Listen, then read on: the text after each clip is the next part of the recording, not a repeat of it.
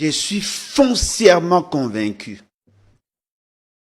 que M. Constant Moutamba avait effectivement l'intention de détourner le fonds public. Au regard de quel élément? Au regard des éléments que lui-même a développés et le ministère public également. Qu'est-ce qui est dit?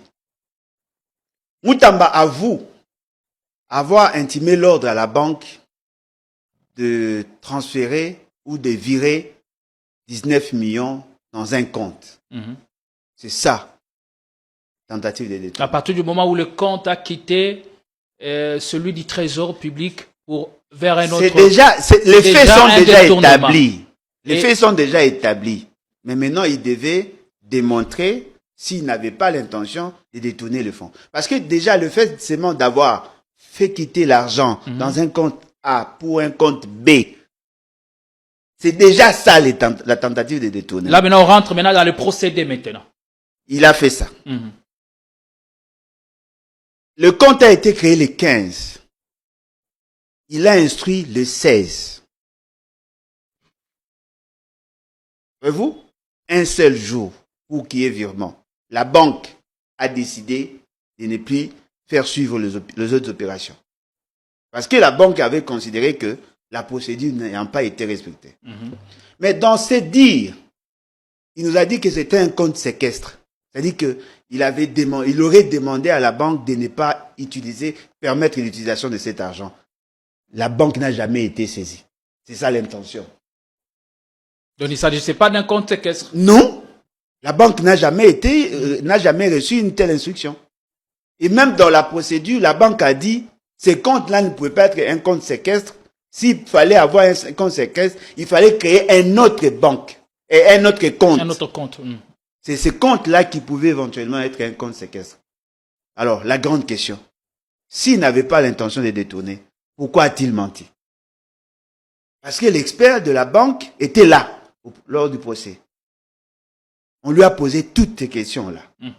Et il a dit, ils n'ont jamais reçu cette instruction. Ce qui sous-entend qu'il avait effectivement l'intention. Mais nous disons ceci. Le fait pour lequel on a poursuivi Constant Moutamba sont récurrents. Il y a plusieurs personnes qui ont mené les mêmes opérations. Mais lui, on fait une fixation pour lui justement parce que le fait étant vrai, mais il y a une dose politique qui a amplifié la chose et qui a fait qu'il soit là. Donc, a-t-il raison de parler d'une machination politico-judiciaire? Non. N'a-t-il pas raison? Non. Ils ont amplifié. Est-ce qu'ils ne soutiennent pas ça parce que des cas similaires sont à compter et jamais ces personnes n'ont jamais été inquiétées? Non, mais bien évidemment, mais ce n'est pas le fait que les autres criminels n'ont pas été arrêtés que vous devez vous justifier. Parce que ce qu'on lui reproche, c'est la tentative de détournement. Et pourquoi ce poids de deux mesures, deux poids, deux mesures? Ça, c'est un autre procès. Ici, nous parlons de tentative de détournement. Les 2 poids, 2 mesures, ça, c'est un aspect politique. Mais lui, il n'a pas été devant une cour politique. On lui a donné la possibilité d'être jugé. Et lui-même a avoué qu'il a été bien jugé. C'est ce que moi j'avais exigé, qu'il soit bien jugé. Lui-même a avoué, on lui a laissé la latitude de se défendre. Il a même récusé des juges. Il a récusé, ils ont obtempéré, et même les magistrats, ce qu'il avait demandé. Ça a été fait. Le